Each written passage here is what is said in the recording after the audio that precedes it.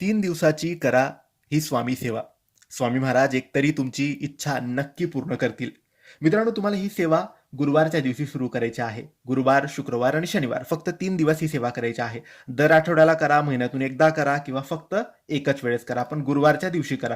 गुरुवार, शुक्रवार आणि शनिवार. गुरुवारच्या दिवशी सेवा करत असाल तर पहिले तुमची इच्छा बोला आणि मग सेवा करा. आणि शनिवारी सेवा संपेल त्या दिवशी गोडधोड नैवेद्य स्वामींना दाखवा.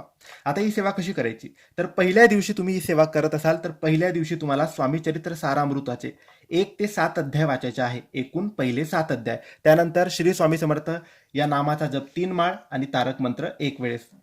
दुसऱ्या दिवशी 8 ते 14 अध्याय स्वामी चरित्र सारामृताचे. त्यानंतर 3 माळ श्री स्वामी समर्थांचा जप आणि 1 वेळेस तारक मंत्र. तिसऱ्या दिवशी 15 ते 21 अध्याय 3 वेळेस 3 माळ श्री स्वामी समर्थांचा जप आणि 1 वेळेस तारक मंत्र. असं 3 दिवसाची ही सेवा तुम्ही नक्की करा.